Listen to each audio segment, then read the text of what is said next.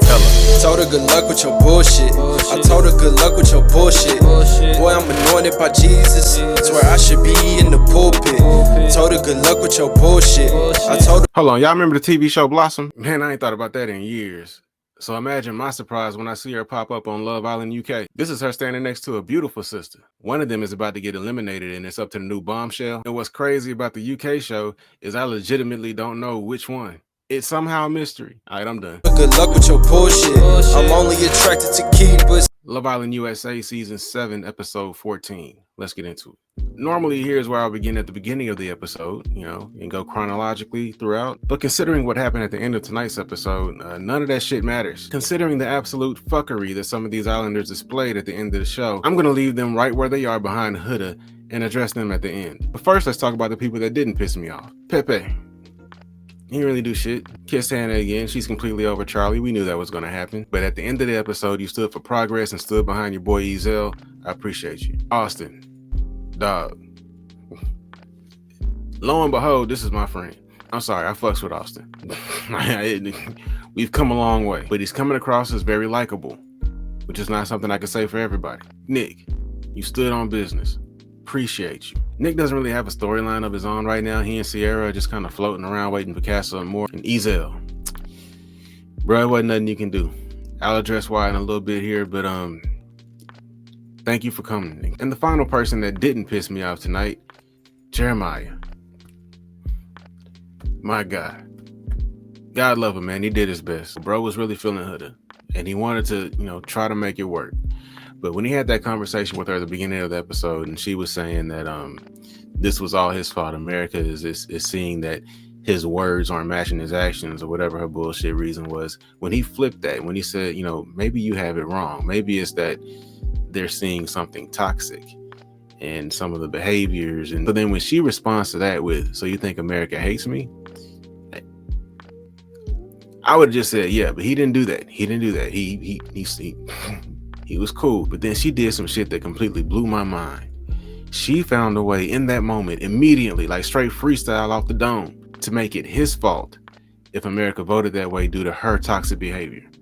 Get this. She says that if he responded a certain way or didn't make a big deal out of some of the fucked up shit that she was doing and saying, then perhaps we wouldn't feel the way we feel about her. It's still his fault. It's always somebody else's fault. I don't know her baby daddy, but bro, I feel for you. You got away from the relationship, but you still got to deal with her, bro. And I'm sorry, because I know that shit got to be difficult. Now let's talk about these people. So at the end of the episode, Ariana comes in and they have this recoupling, but they're doing it differently. Everybody's going to stand by. Well, all the ladies are going to stand behind a door with their name on it. And then they're going to lock in their choice for who can open their door. So then one by one, the men will go up and decide, whose door they want to open. If anybody's left without an open door, or if anybody's left standing in front of a closed door, they're going to be vulnerable. So everything plays out as normal. But then in the end, my good brother Jeremiah has finally seen the light after about the 76th time that she called him a bitch and chose peace. He stood in front of Iris's door. It opened. They're now in a couple legitimately. This, of course, means that Huda is single. The other person left single is, as I stated earlier, our good brother Ezel. Ariana then tells the remaining Islanders to stand behind the vulnerable Islander that they want to save. And each one of these niggas standing behind Huda about to get some smoke. All episode, these people complaining about Huda. Complaining about the arguments between her and Jeremiah. And it wasn't just the guys. Like, the women were expressing frustration and fatigue with regards to all of this drama surrounding Huda and Jeremiah. Alondra standing over with Austin talking about how exhausting all of this is. Now, because Alondria's intuition is shit, she still thinks that all of this is Jeremiah's fault somehow. Far be it for me to explain how Alondria's mind worked, because she was somehow able to concentrate all this energy on gossiping, debating about, what could it mean? Like, what could America's vote have meant for Huda and Jeremiah? What could it have meant for them? I'm sorry, Huda. What could that have meant for Huda and Jeremiah? What are we trying to say about Jeremiah? What are we seeing? Because it's got to be Jeremiah. It can't be Huda. It can't be Huda. What are we seeing about Jeremiah that's so bad that we wanted to get him away from Huda, even though we're putting him in a whole other couple with somebody? Think about this. If our beef was with Jeremiah, wouldn't we have put Huda with Pepe? Or I don't know. I'm just saying, like, if our beef was with Jeremiah, right? But no, we put Jeremiah in a whole other relationship. We put Jeremiah in a whole. But anyway, back to her and Shelly and some other girl. They sitting around talking. And what could it mean? What is America seeing, right? Why was that question never breached in your situation? How much time, Alondra, did you give to thinking about why we may have put you with Ezel instead of Taylor? What could we be seeing about Taylor? What could we know about Taylor possibly? Maybe that he doesn't like you? Oh, no. He was getting to know your mind first. Most men don't work like that. This is amazing. She's never met a man who doesn't want to explore her physically. Who just wants to, get to know her as a person first. He doesn't like you, but you never gave thought to that. You never thought about it. You're too busy gossiping and talking shit about Jeremiah, wondering what America is saying about Jeremiah, to even give a second to think about what we thought about Taylor. So here you are at the end of the episode, standing behind Huda, supporting Huda. You want to keep Huda in the villa, right? Makes sense. Makes total sense. And who's that next to you? Oh, is that Hannah? Hannah of the sliding down the wall crying over a picture fame just last episode? Hannah, how you feeling? Did you forget about you? Who is Charlie? Who is Charlie, Hannah? Who is Charlie? Hannah, who sat in the bathroom with Huda and said, he's a little boy. Talking about Jeremiah. He's a little boy. You need a man. He's a child. Same shit Huda was saying a few episodes ago about Taylor and Austin.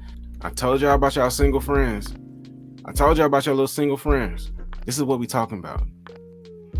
We talk about the blind leading the blind. This is what this is.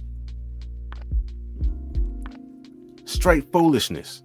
Hannah ain't gonna stand behind Huda. Hannah sitting in the bathroom, don't know shit about Jeremiah and Huda's relationship other than what Huda's crazy ass tells you. Jeremiah ain't done shit to you, but you in the bathroom talking shit about him, and now here you are standing behind Huda, who has caused all of the drama. Sierra, it's really hard for me to have smoke for Sierra because Sierra don't really do shit. You know what I'm saying? Like, we don't really see too much of Sierra. She just hangs out with Nick, and that's pretty much it. Like, Sierra, her identity, Sierra's time will come in Castle More. Sierra, her episodes will come in Castle More. Like, this isn't the time for Sierra. We'll get more screen time for Sierra when we're getting Castle More reactions to whatever Nick does. But your time is coming. Now you stand behind this crazy ass girl right now. I saw the preview. Are you talking in the next episode of how you ain't gonna save it? No. There you go with your friend. Stand right behind her, and we'll see you at Castle More. Y'all girl Shelly. We come on camera for this one. Shelly has been disappointing. I know it. I know it. Shelly and Alondra are untouchable, right? They can't do any wrong. We can't say anything negative about them. They're untouchable. I'm sorry. Shelly's been a disappointment. She really has. This little game that she's been playing with Ace all season, it wasn't entertaining. This wasn't, them getting together tonight wasn't a Jim and Pam moment. It wasn't. It's not something that we've been waiting for and pining for. My heart wasn't touched. Because I don't believe you. I don't believe that anything Ace does is authentic. And by extension, you being there with him, having known him coming into the villa. And just the way you move, the way you try to keep Austin on the string, trying to convince us that you were really feeling him. Every episode, this connection with Austin, you're trying to figure out this connection with Austin. And here you are with all of your sense, standing behind Huda. And this is what happens when you don't have friends to tell you the truth. Part of Huda's problem in this villa is that she does, obviously none of these people are real true friends. Maybe they will be at some point. They spend enough time together, they'll get there, but they're strangers. They just met 2 weeks ago, right? When you don't have people around you that tell you the truth, they'll just let you stew in your own shit. Huda is obviously in an environment that is not healthy for her at this point. She's crashing out every couple hours. Y'all are tired of it. We're tired of it. I'm tired of talking about it. I'd be willing to bet a large sum of money that 90% of creators who are making Love Island reaction videos right now are going to say something about being tired of Huda. But because you're more concerned with how she perceives you, right? You want her to see you as a friend, right? And that's a selfish thing because you don't really like, you know what I'm saying? Like, you don't know this girl, but you want her to continue to see you as a friend and continue to see you as a good person. This is selfish motivation. This isn't for her. This isn't for Huda. You know she's not in a good environment. I don't know. Maybe you don't. Maybe you also think this is all Jeremiah's fault because y'all can't figure shit out. But let's just say you have sense enough to realize that Huda's tripping. Because you seem to be acting like you realized she was tripping when you were kikiing with everybody else watching her crash out. Y'all all over there sitting on the couch watching her conversation with Jeremiah talk about how tired you are of this shit. But now, when you have an opportunity to do what's actually best for her and send her goof ass home, here you go standing behind her so that she can still see you as a friend. And little do you know that the person you're standing next to is behind her with a whole other motive. Ace, here we go. Here we fucking go. I don't know if y'all saw Ace and Taylor do their little secret handshake after all of this took place. But hear me out. This is what they wanted all along. Single Huda in the villa. Now, because of her crash out tendency, she may not have an opportunity to have one of them pursue her. But let's say she sticks around. Who will bet against the probability of Ace or Taylor making a play for Huda? Especially Ace. Shelly, you're sitting here standing behind this crazy mother. All right, Shelly, you're sitting here standing behind Huda next to Ace. When all along, just like Alondra, y'all are not paying attention. His obsession with Huda and Jeremiah's situation is not a red flag to you? That doesn't signal anything to you? That's not a concern? You don't think that's something you should think about? Do you not think it's strange? Hold on, let me bring myself back on camera. Do you not think it's strange, Shelly? Do you not think it's strange that Ace is here standing behind Huda? What, 48 hours after saying send Huda home? It would be so easy for him to go stand behind Ezel. He's already voted against her.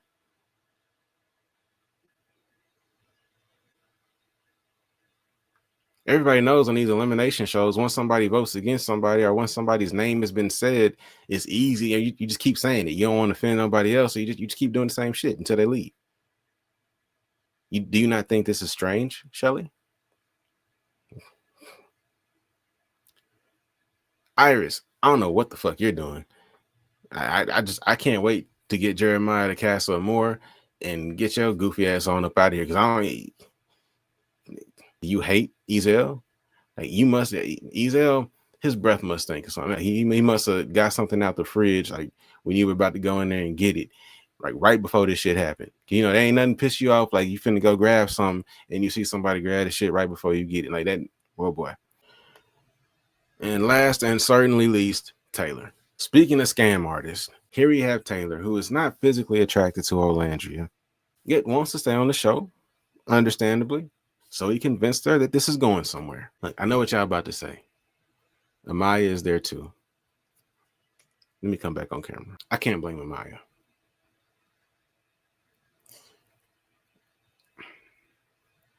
How do I put this?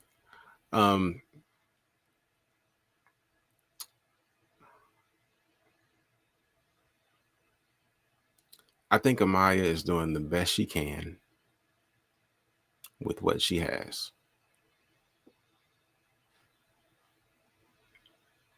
Bless her heart. These people are idiots. Thanks for watching. Catch you next one. Appreciate y'all. I came empty-handed, but I'm leaving with 3. Plus I made about a G, cause I made them tip me.